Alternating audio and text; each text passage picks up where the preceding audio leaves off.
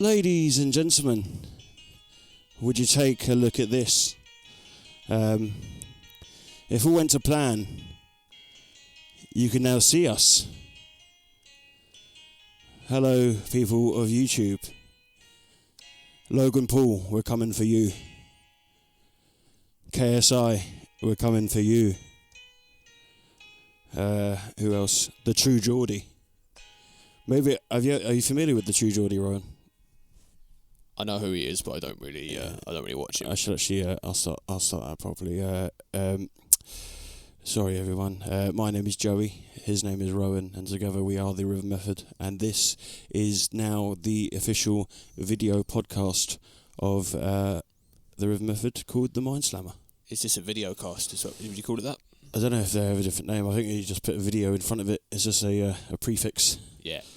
But that's unless something's fucked up. If you can't see us, if you're just listening to us, then you'll know that the video fucked up. It hasn't worked. Yeah. You'll understand. So hopefully you understand our predicament if that is the case. We'll try it again another time. We're working with very low budgets here. We're literally using my phone, and my phone's a pretty recent phone. It's a Samsung, but it's pretty. I don't know. I feel like the quality is off for the camera. I couldn't tell you how many megapixels it has.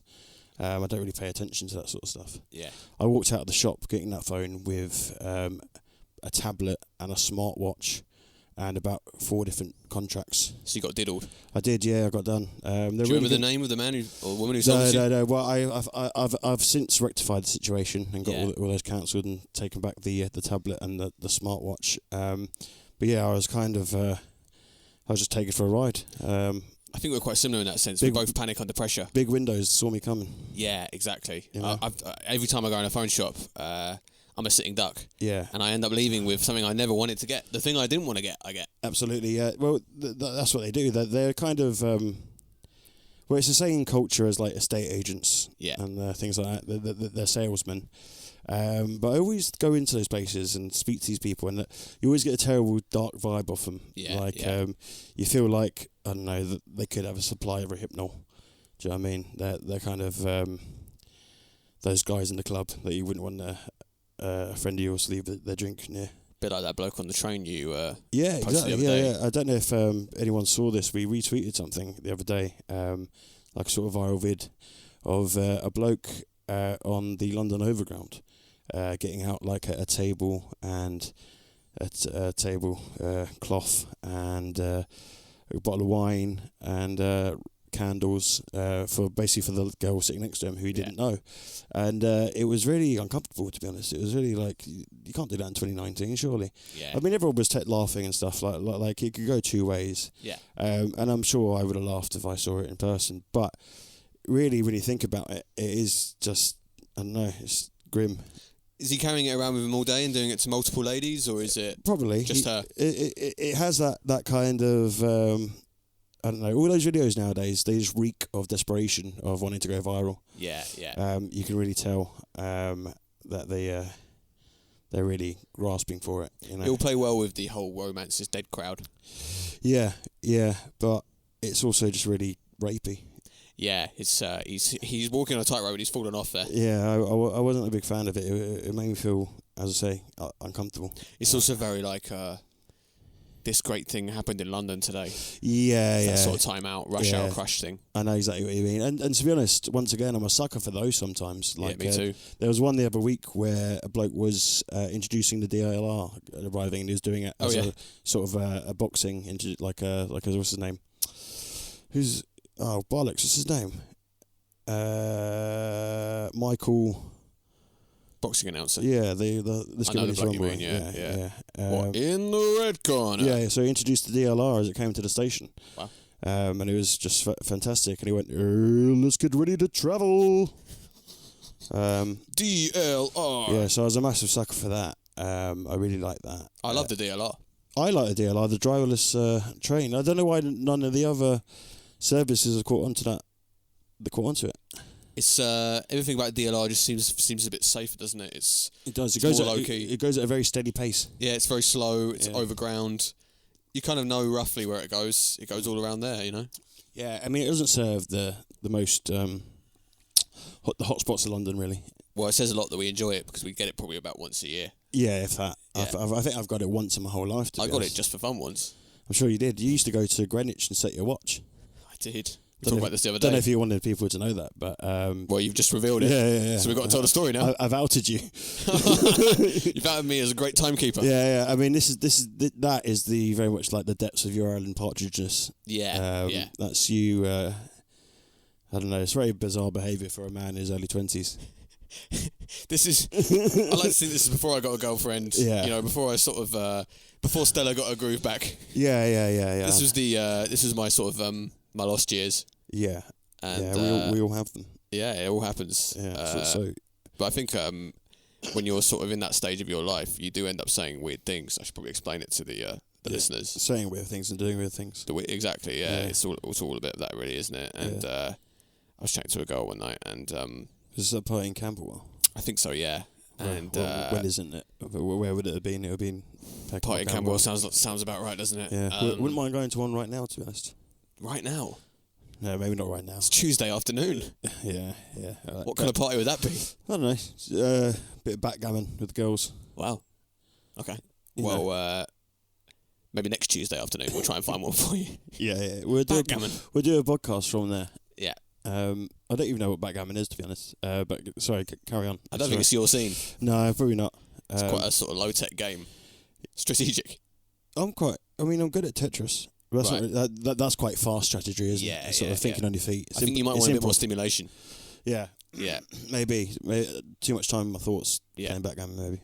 But yeah, sorry, carry on. So yeah, I was chatting to this girl at this party in Camberwell, and it's just one of those moments in your life you don't know why you did it, but she said to me, "Oh, that's a nice watch you're wearing," and I got a new watch recently. And just after your birthday? Or? Yeah, I think it was just after my birthday. Yeah. You wouldn't buy yourself a watch, would you? No. I got a nice watch. And she said, "That's a nice watch." I said, "Thanks. I synchronised it yesterday at Greenwich." And that is about... To be fair, that is... I don't know, that's sums up a lot, really. I mean, the fact is, like, you never literally did it. So you lied... But you never told I did it. Oh, you did actually do it? Okay. I was in Greenwich. Okay. I didn't go to Greenwich to do it. All right. But when you're presented with the father of all clocks... Yeah, it is. It's the world's clock. It's. I mean, fundamentally, all time is told in relation to GMT. We invented time. We did. Yeah. And it works pretty well, to be honest. People are pretty happy with it. Yeah. I mean, it all makes sense. Yeah. The only thing that doesn't make sense is like British summertime and stuff like that, but that's not really that's not Greenwich's fault. That's not the good people of Greenwich. That's the farmers, isn't it? Or daylight savings time. Yeah. That's not. Don't have a pop at the farmers, mate. Why not? What are they going to do? Shoot me. They've got all the power. Tony Martin, you ever heard of him? Yeah, exactly. Yeah. Well, they're kind of. Well, this is something that sometimes interests me, but never enough to look it up myself. Sure. But what are fundamentally the gun laws in this country? Obviously, they're illegal, but some people are allowed to have them. Shotguns. Yeah, it's rural weaponry, isn't it? It's the weaponry of maintaining land. Yeah. Scaring off badgers. Killing burglars. Well, that's the line he crossed, wasn't it? Yeah. He's no relation to me. I should add. Tony Martin. Yeah. But Dean Martin is. I wish. If only. I mean, my uncle's called Steve Martin. Yeah, I always find it hilarious. Yeah. I assume he was born before Steve Martin became a thing. Well, yeah. Probably born about at the same time. Yeah, sort of mid-70s. Yeah. Fair play. Well, maybe your grandparents were big Steve Martin fans. Before they even knew. Yeah. I mean, before some of his best work. His best work was sort of late 80s, early 90s. Yeah. Parenthood. Bowfinger. Father of the Bride. Yeah. I'm really into his, like, really family-friendly stuff. Like, really? Oh, absolutely. I thought you were going to go for the jerk and all that. No, not at all. But like Parenthood, Father of the Bride, Father of the Bride 2, Cheaper by the Dozen. Your favourite character is Frank. Yeah, I love Frank. Isn't he played by Gilbert Godfried? It's Martin Shaw. Oh, yeah. Martin Short? No, Martin not Martin Shaw. No, Martin Short, yeah. Not Martin Professionals. What a casting. Judge John Deed. Exactly. But I always get Martin Short and Gilbert Godfried mixed up sometimes. But obviously, Gilbert Godfried he can only act as himself. Yeah. I don't really know what Gilbert Godfried is. It's pretty good. All those American guys, they've only really got one joke, haven't they? Yeah, it's much like what's his name, Bobcat Goldthwait. Yeah, go on. Who I'm. He does a great impression. Sometimes I do. It's just gone. I can't. Really, I can't. All right, we'll come back you know, to it. that was a bit of shy cock there. Yeah, it happens. Can't do an impression. I'm very conscious of this camera. I haven't looked at it once. I have. I've been staring down the barrel, Really? breaking the fourth wall, just looking deep into the viewer's soul. Yeah. Can you feel it, ladies and gentlemen? Can you feel that? What do you think of these? What do you think of our set, ladies and gentlemen? This is actually my parents' front room. Rowan has recently moved out of his pad in Camberwell. So we're With Method are both back at home. Yeah, we're kind of podcast refugeeing at the moment. Yeah. But yeah, what do you think of these throws? My first thought was Rod Stewart. Decadent, isn't it? It's quite Rod, isn't it? It is. It's very Rod. Do you think I'm sexy? Maybe I could sort of come out on stage draped in that one night. Yeah. Maybe that could be the tour vibe. Yeah, it's quite rocky, sort of Club of Lang, isn't it? Yeah. Do you think? Sort of Well, I'm a bit stressed about tour. So, ladies and gentlemen, if you're familiar with us and follow us on your social medias, you'll know that we are going on tour in October, the first week of October, all around the country. Look us up, see what date is nearest to you, and come along. But yeah, I'm a bit stressed because we're going to be doing it by Megabus. Yes. Because we're skint. We're actually formally approaching Megabus for a sponsorship. We are indeed. We're going to send them a beautifully written email. Yeah. Which maybe I'll compile and then I'll get you to go through it. With a fine tooth comb. Much sort of once again that kind of T.S. Eliot Ezra Pound relationship. Nice. Without the anti-Semitism. Do you think they wrote to Megabus? I could see T.S. Eliot on a Megabus. Yeah. Maybe. I'm not sure. So it's just the stress of having to like you've got to carry your keys, as in your piano, not just your door keys. Yeah, big old keys. Yeah. You need a lanyard. Yeah, I should take this. It's tiny. It is. Not enough keys though. It's a little ditty, mini ditty diddler. You got to carry a guitar as well, and obviously your clothes. And I'm going to have to be carrying a big old bootload of merchandise, t-shirts and whatnot. Yeah. And plus my clothes. And I pack like because you're actually quite I don't know, a bit more rock and roll about it all. Kind of I think you sort of just roll out of bed sometimes and you're cool with it. Whereas I need to take my sort of home comforts on with me, and I need fresh pairs of everything every day. Yeah. And I need to be able to shave every other day. It's very important to me. So you travel quite heavy. I do. May say. I do. I'm like Imelda Marcus or something like that. I'm a diva. You don't do stairs. I do not do stairs. No, certainly not. So yeah, I'm a bit stressed about that. So if anyone has any kind of ways I can get around that, could I have?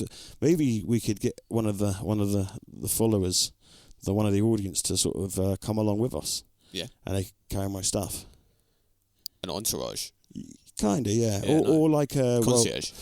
We're currently watching a bit of wrestling at the moment. If you want to watch along at home, we are watching Volta, the WWE NXT UK champion, versus Tyler Bate, sort of the big strong boy from the Black Country. So much like wrestling, the sort of hierarchies of wrestling, when you're sort of coming up in the game, you're expected to sort of do the shitty jobs for like the veterans in the locker room kind of thing, and that includes carrying people's bags and stuff. It's being in the mafia. So yeah, kind of yeah. There's a real like levels of respect in it's very old school. It comes from carnies and stuff like that. It's kind of still rooted in that. I think that's kind of dying off though now, because obviously you can't there's terrible stories of like locker room beefs and what they call wrestlers' court, which was like a kangaroo court they would hold. Really? With the Undertaker as the judge. Sounds incredible. I mean, he's the perfect man for the role. Well, yeah, I mean, Undertaker is a real backstage sort of leader. He's like a strong, big, silent bloke, but he'll step in if he needs to. Kind of thing. And everyone respects him because he's the Undertaker. Okay, right. So I think maybe if there's to make sense out of that analogy, which is quite difficult now, I would say maybe we could get a member of a band to come along. And they could sort of serve their apprenticeship with us, and they can carry our bags. Nice. And they can sort of see how it's done on stage. We can show them the ropes, kind of thing. Yeah. So yeah, if you're in a band and want to come and tour with us, you'll have to pay your own way, and you have to carry your shit, and basically do everything for us.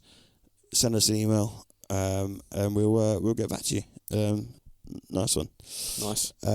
So yeah, this week, so we've been away because of your move. We've not really done an episode in a couple of weeks. So this is our grand return, almost like our relaunch with the video stuff. If the video stuff in fact works.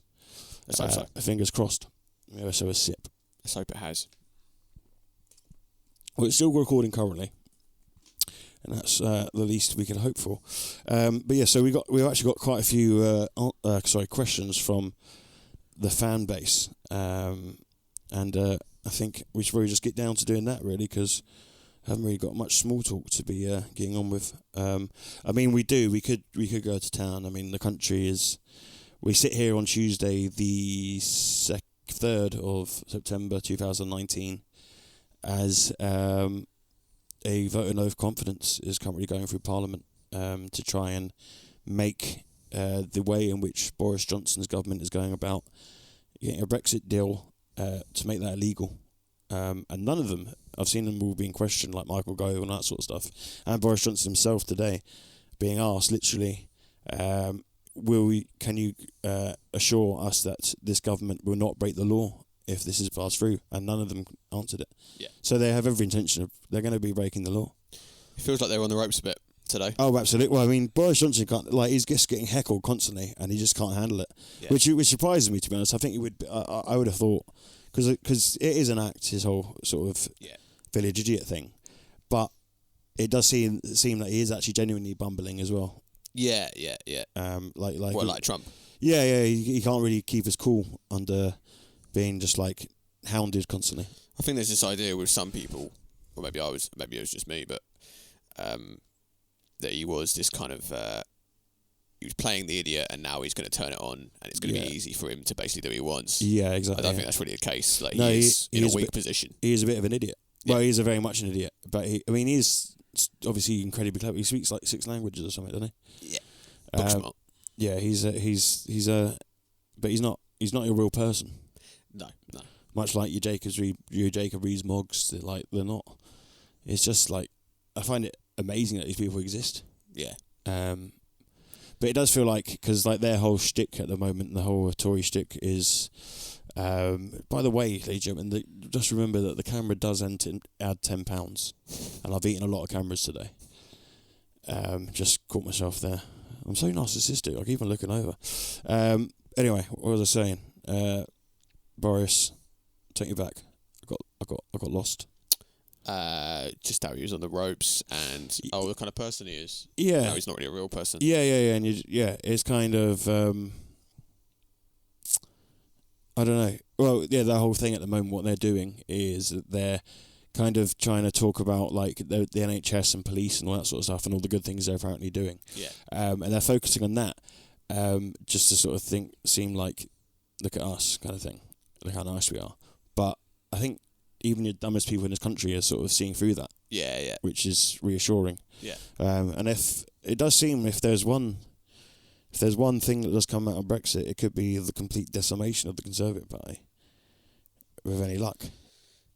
Well, it's come close to happening to the Labour Party as well, isn't it, though? You know, it's the decimation of really everything we kind of grew up with.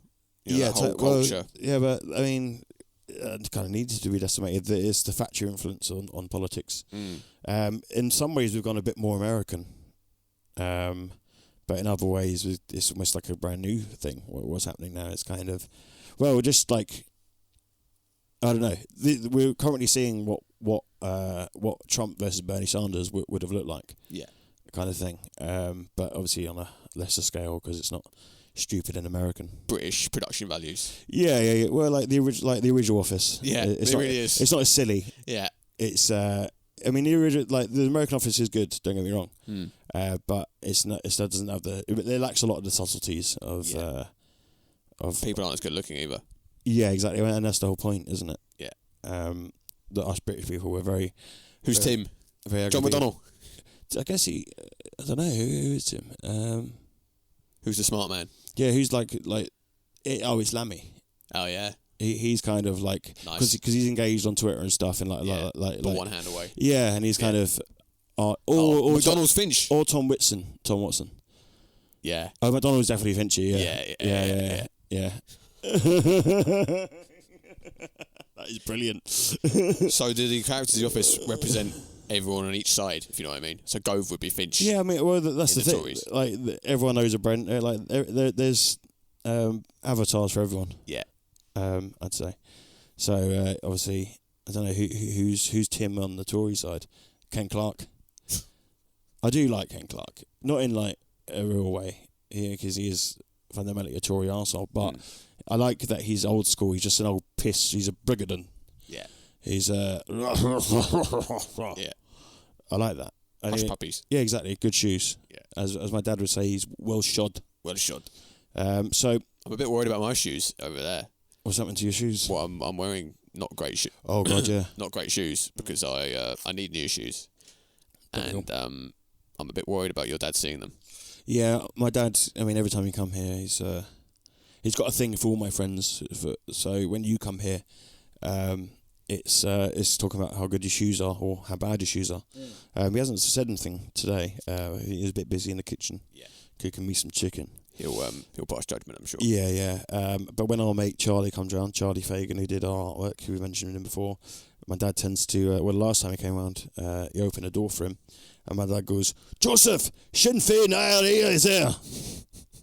So he knows his crowd. Yeah, that is brilliant.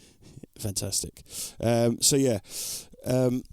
What are we doing now? Let's get to the questions and answers, shall we? The what did we call it? We called it the Stuart Richards Memorial Question and Answers selection. We might drop that, Stuart, just because. I mean, we'll see what happens. Yeah. We'll see what happens when I say it. All right. I only remembered it now because I'm about to ask a question from you. So this comes from our good friend Stuart Richards. Who else? So he goes, "Welcome back, boys," and we'd like to say thank you for that. Question: how did the chance to work with Christopher come about? And then lastly, he says, "Also, I notice you now have one of those Twitter fan pages. What's that like?" Now, Stuart, we're both pretty certain that you're the one that runs that page. Yeah. It's pretty obvious, to be honest, and I'm sorry if we're blowing your cover there. We got a list of suspects up, and it's just you. Yeah, it's literally just you. Yeah. It's. Let's just say our Twitter traffic's not really busy enough for that to get lost in the shuffle. Yeah. There's only one man it could be, really. Yeah. So, I like the idea of a lineup of Stuarts. Yeah, like the usual suspects. Just all Stuart Richards. We don't even know what he looks like. No, we don't. Oh, we can easily find out. You can look at his display picture on Twitter. We should do, yeah. But do you know what? I don't like doing that because I ruined something for myself the other day. Because we obviously have like regular people who like us, and you sort of get to know their names and their pictures and stuff. Yeah. But obviously, when the pictures are really small, you can't really tell what they look like. You can only sort of just make it out slightly. Yeah. And then in your head, you kind of visualize what you're actually seeing there. Yeah. So there was this one picture who would always come up. I couldn't tell you his name, and it's a bloke in a hat. And from the distance, it looks like a sort of old, sort of middle-aged bloke sitting on a sort of deck chair, just smiling at the camera. It looks like one of those pictures. And I'd never bothered to look at it because I kind of obviously didn't want to ruin that visualization I had of it. Sure. But the other day, I just clicked on it for some reason, and I found out that it was a young man.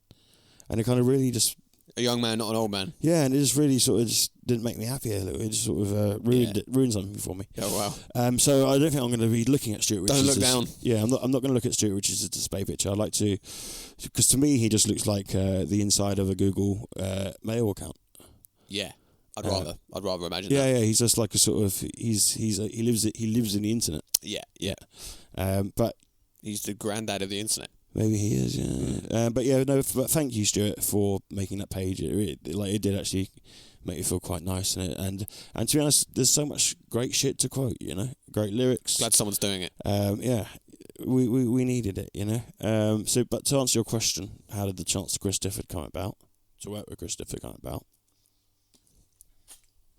Well, sir, pretty mundanely, really. He'd followed us on Twitter for a while. He followed us before we followed him, and that was maybe 2-3 years ago. And then we never had any interaction with him whatsoever. Until we released our England World Cup song last year, Chin Up. It's a message, it's an email. I thought I put that on airplane mode, and I don't normally get messages. Some of us are professionals, mate. Yeah, well, it doesn't really matter. They're not going to hear the sound, but it did move the cat. It moved, didn't it? Yeah, that was quite freaky. It was vibration. I'm picking up good vibrations. I've forgotten what I was saying. Oh, yeah. Difford. So until that came out, till Chin Up came out, and then he just DM'd us one day on Twitter saying, I love your music and I'm jealous of your lyrics. And I remember being on the train at Earls Court Station, and I was reading that message, and I was like shaking. It was a real, very surreal. It was like, because that kind of is the highest achievement we could possibly achieve as a band, to be honest. Yeah. Like in terms of, I don't know, our peers. Well, in a way, he made himself a peer of ours by saying that. Yeah. And to think that the man that wrote these songs that soundtracks our childhoods, like that. I mean, your parents were more pub rock anyway, but I would listen to it it'd be on Capital Gold or whatever, and it would speak out to me because of the references to, obviously, Wands of Prison in Call for Cats, and Clapham Junction, Junction. Yeah.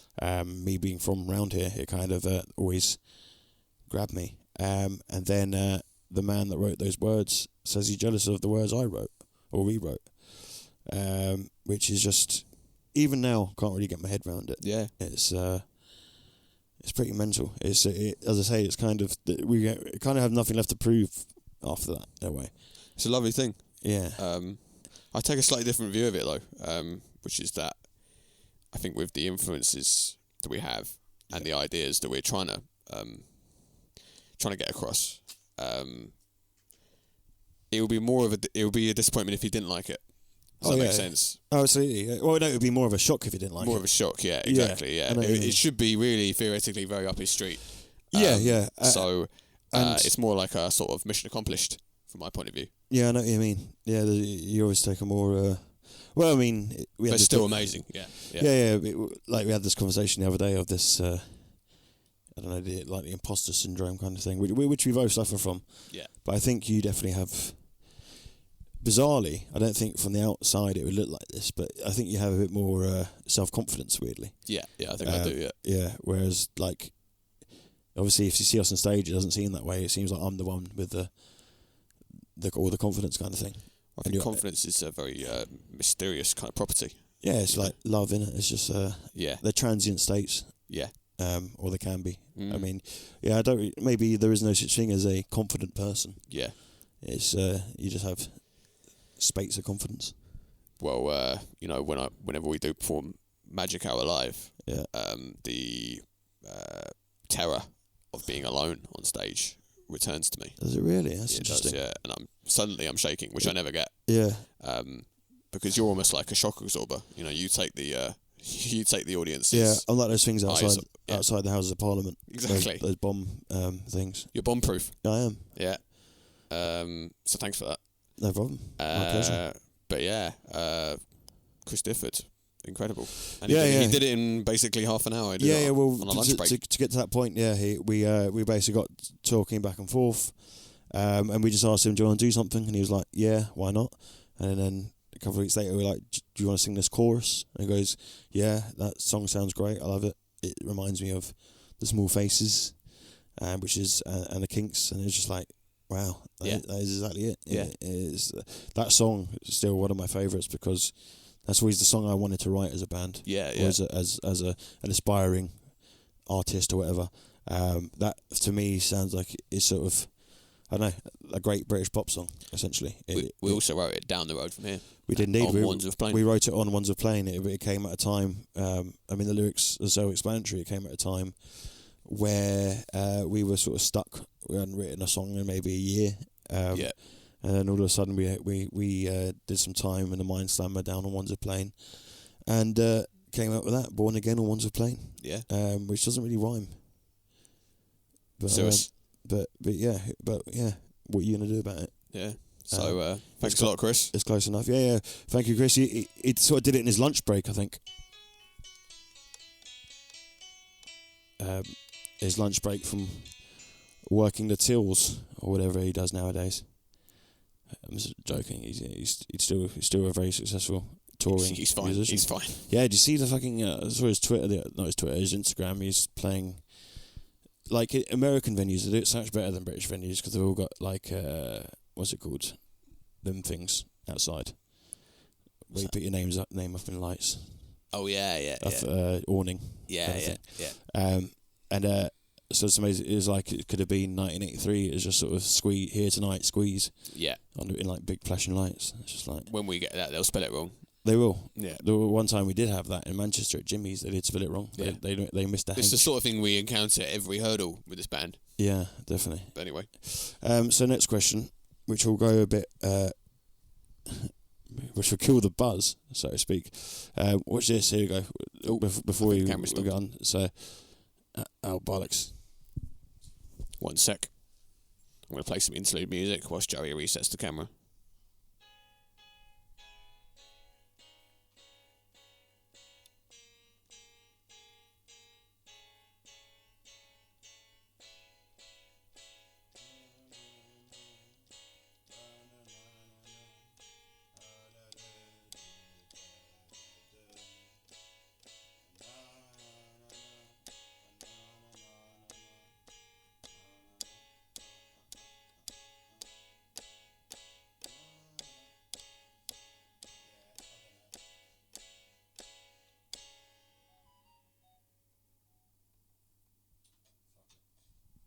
We're going to continue the podcast without any visuals. Yeah, so as I said at the beginning, there's like a half an hour limit on it, and then when I try to re-record another video, it goes to a 4-minute limit. So this is fundamentally why I don't like technology. Yeah, good. No bit of technology I've ever had has ever just worked for me the way I want it to. Yeah. Like, obviously, it simplified your life. It made everything convenient for you. Yeah. And I use every bit of technology going. We're watching wrestling on a flat screen TV on the WWE Network, which is an app that I have installed on my PlayStation. And we've got 2 fucking MacBooks in front of us. Yeah. But literally, just like every time without fail, it just fails me. Technology lets me down every hurdle. Whenever I want to do something special, Yeah. I just wanted this to be special for the listeners. It still will be. Yeah, It's fine. I suppose we could use that half an hour and then just cut to I think we'll go half an hour then to black, which is what you're going to be looking at right now. Yeah. So if you're seeing this darkness, you don't adjust your screens. It's my phone. It's fucked. Yeah. But on to the next question, I suppose. Following on from that, got a very dry mouth today. You do, yeah. You sound sort of Rod-esque, reedy. Raspy. Yeah. I need to start smoking the fags. It's a bit Rod. So this is from Anonymous.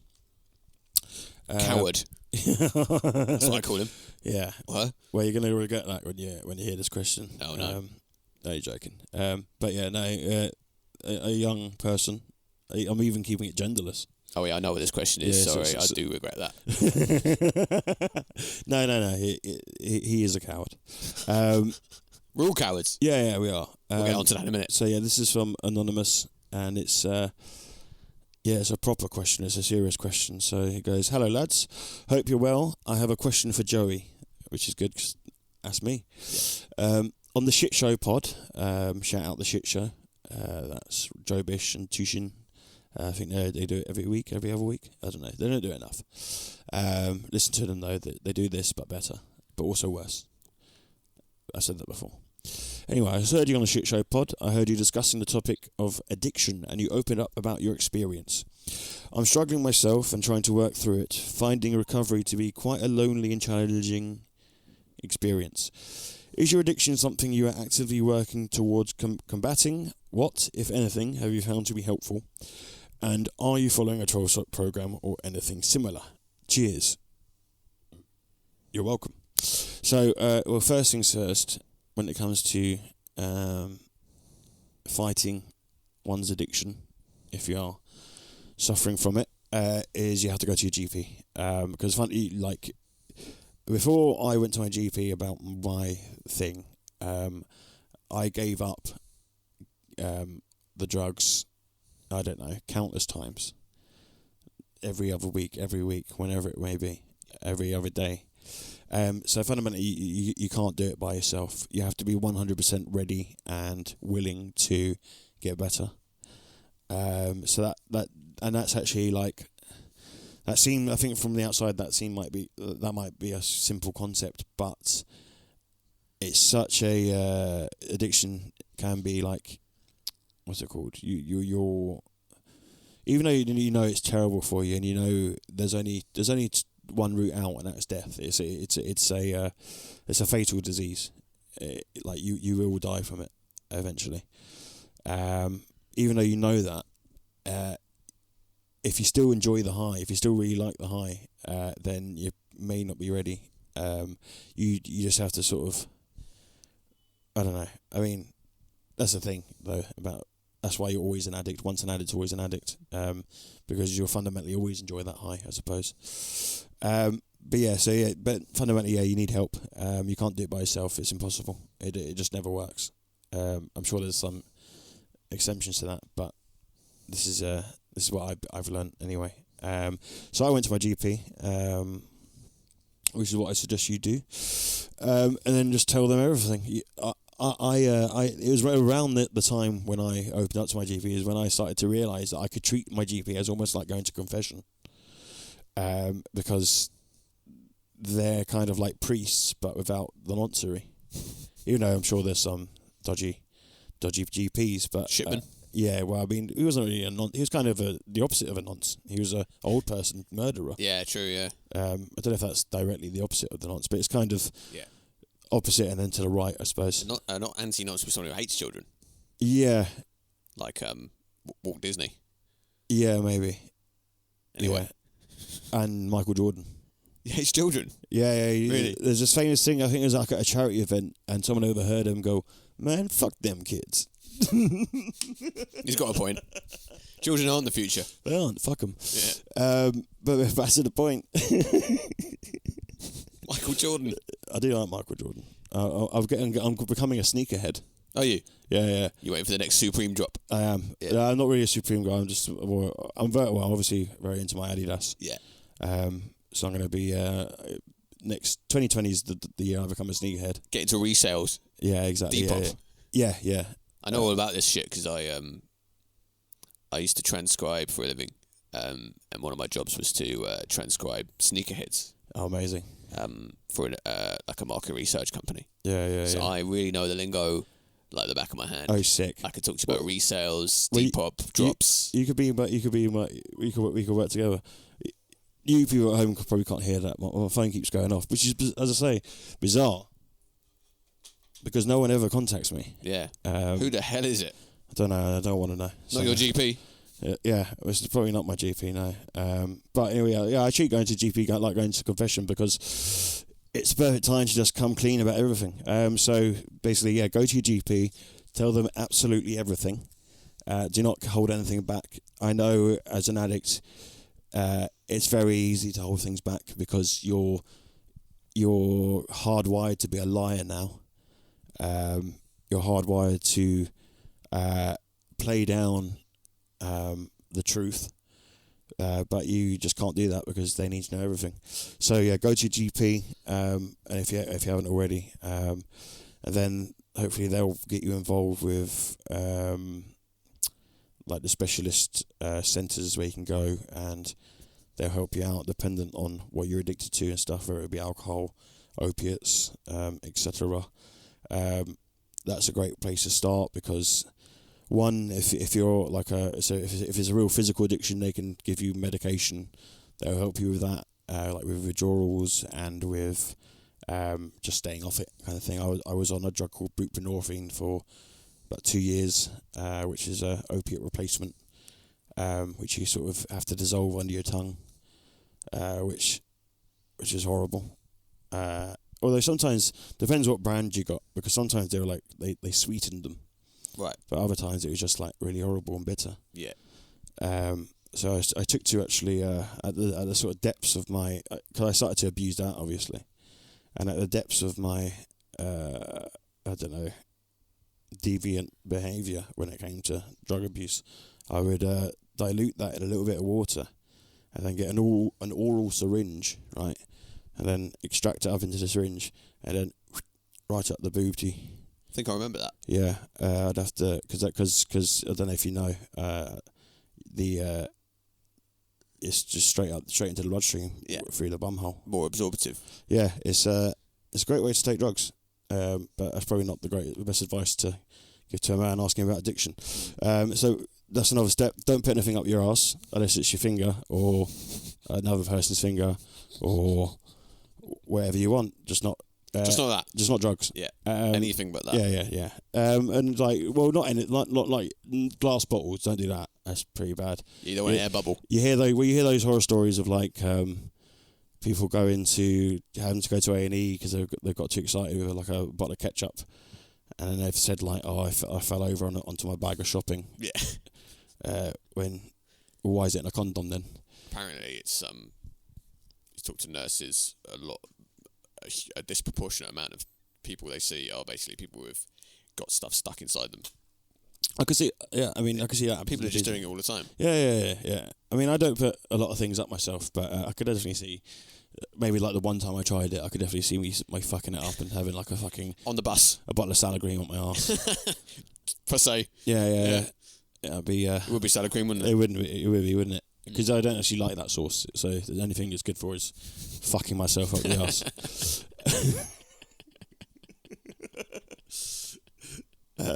So yeah, hopefully get involved with those programs because they can help you out. Unfortunately, what you'll find with those programs though is that they're incredibly stretched, like incredibly understaffed. Like you may feel sometimes that you're neglected and rushed about and stuff. That's how I felt. And I don't know if that's partly because in my situation I would arrive and I'd be in sort of a jovial mood and I'd be sort of showered and shaven and well dressed or whatever, and obviously the people surrounding me, a lot of them are like what you think of as proper junkies kind of thing, like a lot of homeless people or people who are, well, they're fundamentally homeless but in between places and whatnot. So if you don't fit that bill, I think it can be a struggle for even the key workers to, I don't know, they probably think you're better than you are kind of thing, which is once again the reason that you need to tell them everything. Yeah. Because even I was lying to them, which completely defeats the point of going to see them. So in my experience, don't make that mistake. And it can be a quite isolating experience, as you say. For me, once again, like a lot of the time, I remember being asked when I first went to these centres, do you need to cut people out of your life? Do you need to like delete numbers off your phone, etc.? And that wasn't the case for me at all, because none of my friends were into it. It is a very solitary form of abuse. I would only do it by myself, kind of thing. So that can be quite isolating, as you point out, because even if you want to open up to your friends, you can't really, because they don't really know what you're talking about. And I think addiction as a disease, even though everyone would agree that it is a disease, it is. Well, for me, I'm of the belief that it's inherited, it's genetic. I think it's still kind of, once again, like a lot of mental health issues, it's quite alien and hard to talk about.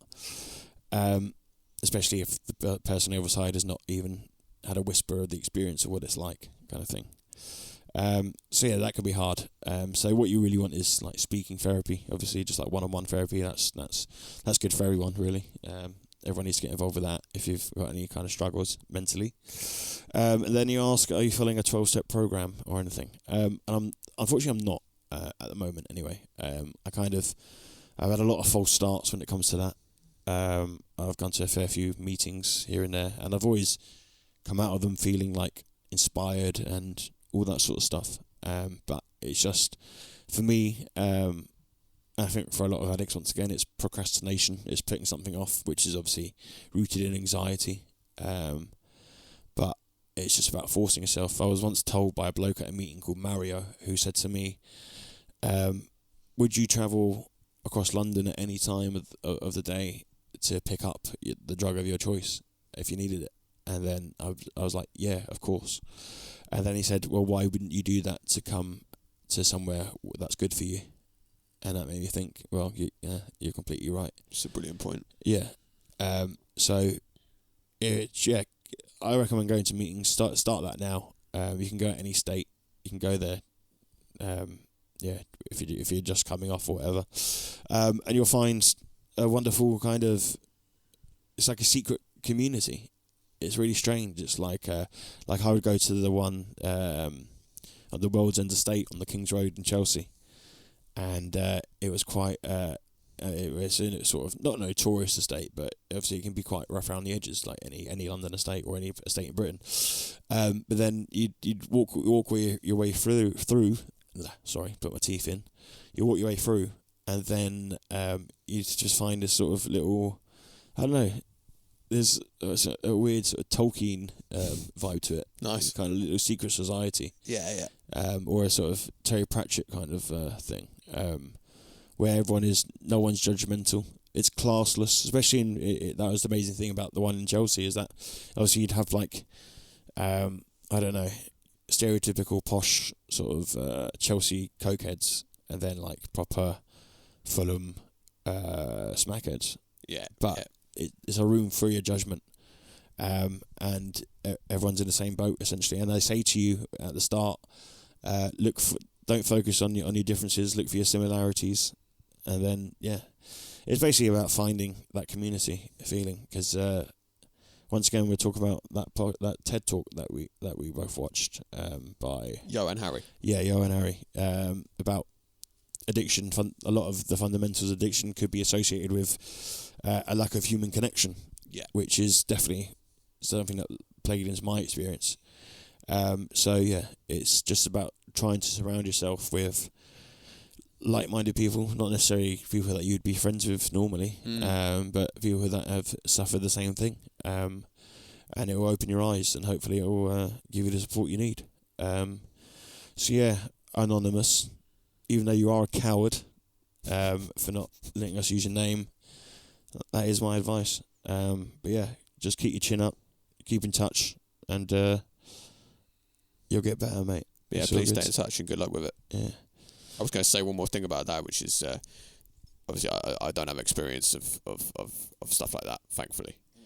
But I think there's a real link between social community and one on one hand, and then addiction on the other. Yeah. Or isolation or abuse, self-abuse. Yeah. You know what I mean? Yeah. We are a social species.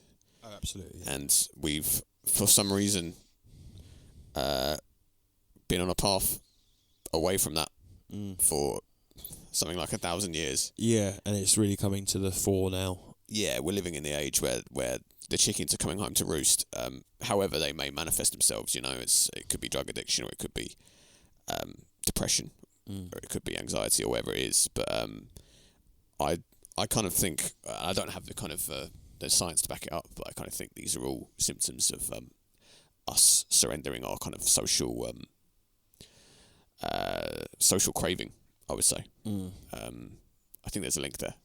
I completely agree, because I remember like situations where my options were I could somehow get my hands on my drug of choice, and stay by myself and just do that and feel all right about that. It's because I was high. But then if I made the decision actually to force myself out and then go and see my friends, it's really, I don't know, it's just reminding oneself that you have a good time with your friends, because it's very easy to forget that. Like there's moments like even recently where we've all been standing around us and our mates just laughing our heads off, and then I'll just take a moment and just go, this is fucking brilliant. Why don't we do this more often? This is amazing. This is like this is actual joy. This is real. Something drives a wedge between us, doesn't it? Yeah. Well, I think people. Something I've begun to notice recently is that people are worse on the internet.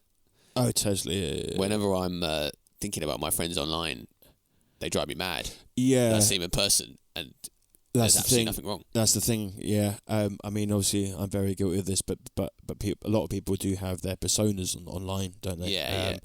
And that can either be likable or dislikable. I know I can be both.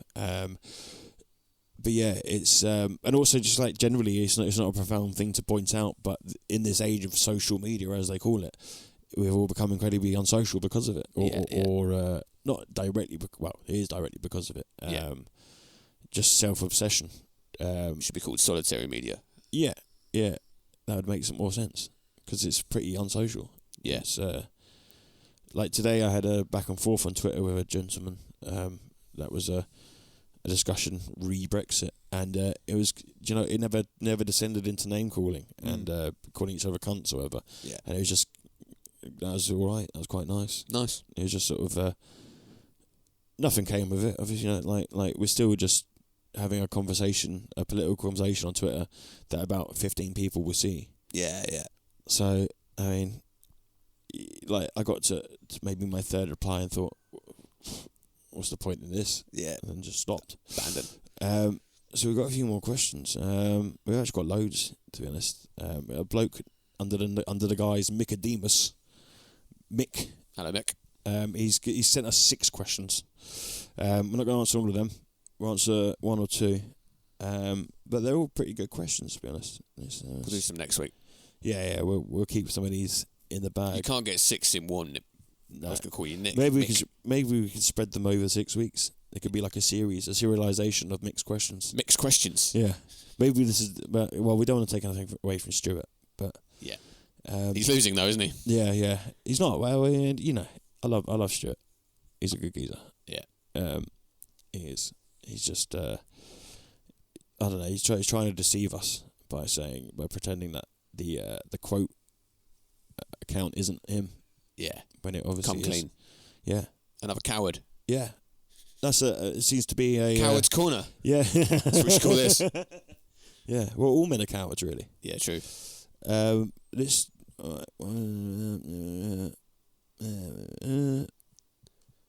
That's all right. Let's do that. When the River Method are eventually packaged up and sold as a major Hollywood feature film, like Rocket Man or the Queen film, who are you casting? And if you can be asked, who's directing and what's the plot? Oh, well, I can definitely be asked. I can tell you who's directing. Mr. Guy Ritchie. Straight up. A suit is like a suit of armour. Yeah. Wearing a suit is like a protection. I want him to direct, but I want him to direct dressed in his gi throughout the whole time. Is that a jiu-jitsu term? Yeah, it's like the karate suit. Oh, right, yeah. So when he was on Joe Rogan, he was talking about the advantages of wearing a gi during a jiu-jitsu fight. What are the advantages? Can you do it in his voice? I can't remember. It's got to be something. Yeah, it's something about like the sleeves. You can hold the sleeves. Yeah, and stuff like that. It's pretty boring shit. Yeah. But yeah, that Joe Rogan interview is one of the most ridiculous things I've ever seen. It's truly wonderful. It's just absolutely hilarious. Yeah.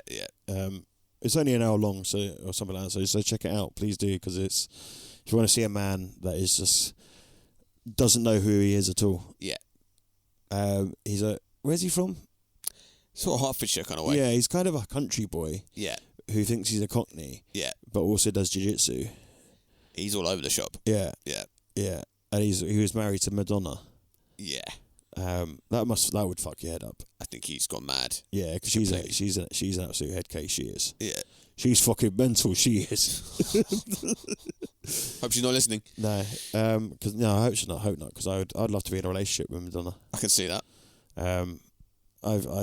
to this day, I think she's. I mean, she has kind of fucked her face up. I can see you doing a kind of Blake Fielder Civil bad news toy boy. Well, that's exactly what I want to be. You've always wanted to be that. Yeah. This is what I've been saying. This is why I need to get on Raya.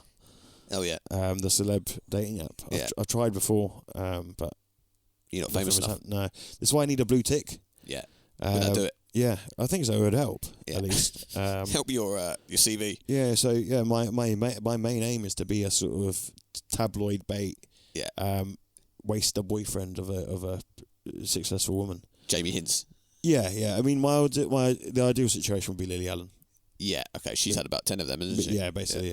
Yeah. But me and Lily we'd get on like a house on fire. Yeah, I think you probably would. I think we would as well. So Lily, if you're listening, slide into my DMs.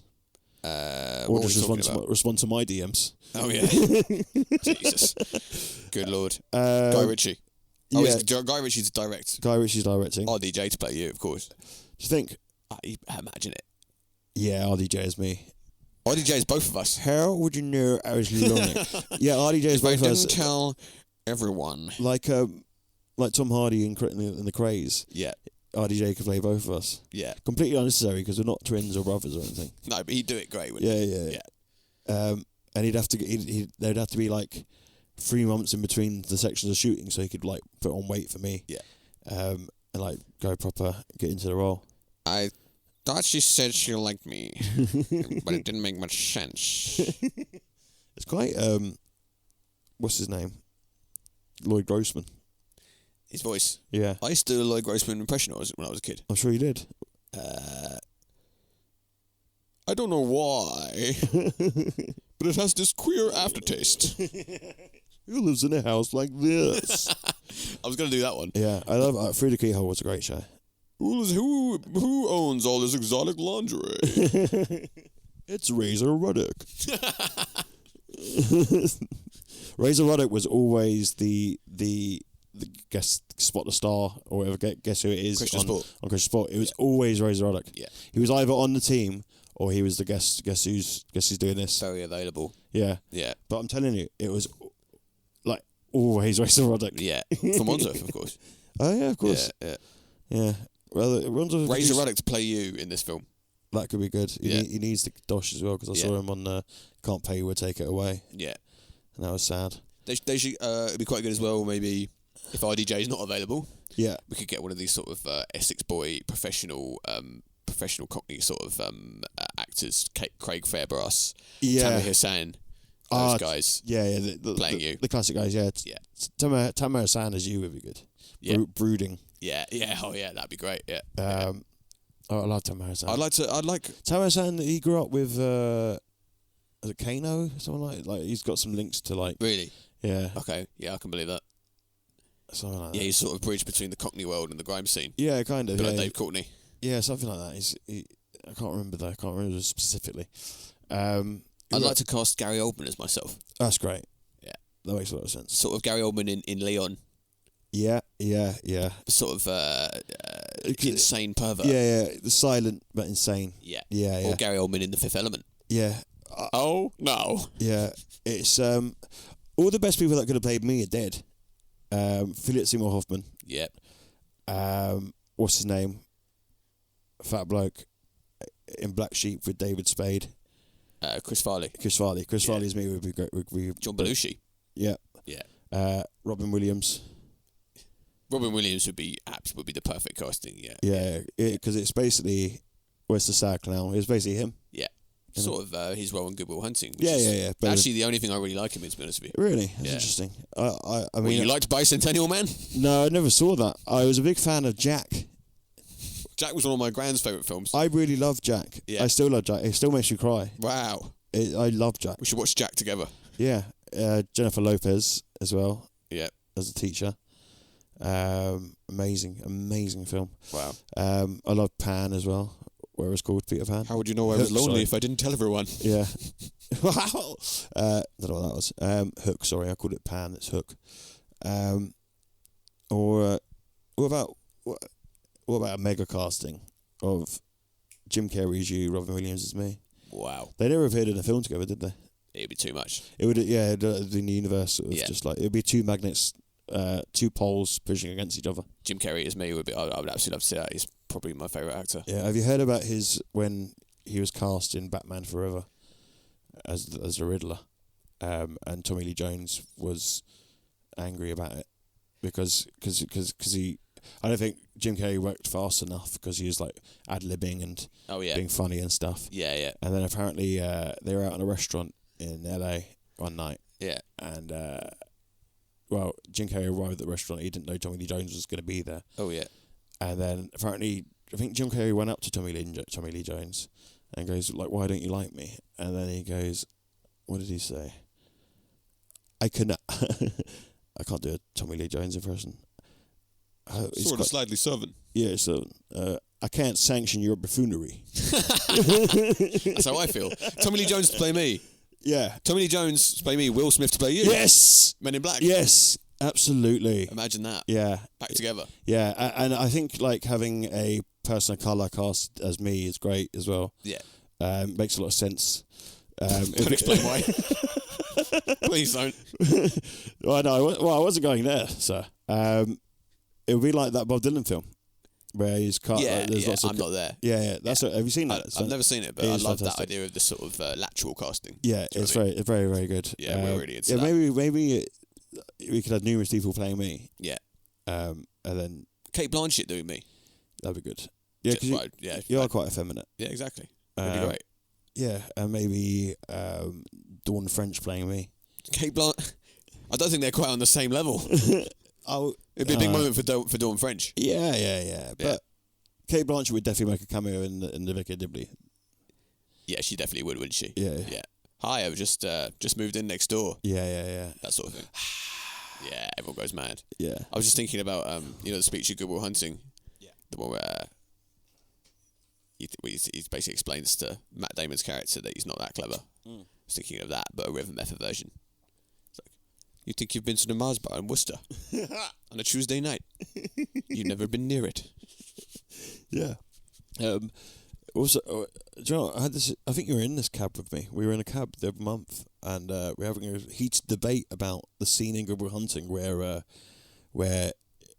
Will kind of finally breaks down and cries and stuff because Robin Williams is going, "It's not your fault. It's not your fault. It's not your fault." Yeah, which is an amazing scene. And but I always took from that it was alluding to the fact that Will got nonced. But I don't think anyone else got that subtext that I somehow got from it. It was just like physical abuse, really. It wasn't sexual abuse, was it? My reading of it was just the things that have gone wrong in his life aren't his fault. I thought it was much more general. Yeah. I mean, it could be that. Yeah. But it's kind of almost... Yeah. You didn't know. And it's got that deep. That makes more sense as a wider, deeper philosophical kind of reassurance to Will that... Yeah. Well, it's a lovely idea, isn't it? It really Someone is. saying to you, it's not your fault. It's literally... I mean, if I were to be put on the spot and asked what's your favourite film, it would be Good Will Hunting. Yeah. It speaks to me on so many levels. Like, I don't think I'm like a hidden genius at all, but I kind of am. You kind of think you are. Yeah, I kind of think I am, and I kind of am. But I suppose does that mean you my Robin Williams or my Ben Affleck? I think I'm more like the Stellan Skarsgård character. The lecturer. Yeah. I do like the Skarsgårds. Good family of actors. Oh yeah. Because what's his face is it, isn't he? Is he? Yeah. Is that his son? Yeah. He's really good in it. But yeah, so that was your question. No, it wasn't. We didn't answer it at all. Oh, we did. Yeah. So a lot of people, to be honest, it'll be a mishmash. Yeah. It'll be, as you say, it'll be like the Bob Dylan film. There'll be multiple castings. RDJ will be the first voice you hear, though. I wouldn't say it wouldn't be the biggest budget film ever, but it would have the highest budget for the actors' pay. Yeah. Ever. It'll be mostly salary. Yeah. It would be just hundreds of millions of dollar. I need a dollar. Dollar is what I need, baby. Hello, Black. We'll answer one more question. And then the rest of the questions that we don't answer, we'll answer next week. All right? Fine. All right, so this is from Joe Gallagher. What a name. The third Gallagher brother. Yeah. A fourth. Of course. It's Paul. Is it Paul? Yeah. Quick draw. All right. Hello, fellas. We're going to talk like he's from Manchester. Why not? Hello, fellas. Been enjoying the podcast a lot recently and looking forward to seeing you in Nottingham next month. Well, I suppose he's from Nottingham. Yeah. Maybe not there. Sounds as if you might have some good family anecdotes about 70s London. If so, could you share? My dad moved to Putney in the early 70s and started working in the pub where he also lodged. Oh, on one of his first shifts, a group of men barged their way in mid-afternoon and were being pretty raucous. My dad had a rush of blood to the head and jumped out from behind the bar to ask them to turn it down and stop swearing, as there were a few ladies present. Surprisingly, perhaps, they obliged, with my dad turning back towards the bar to see the other staff looking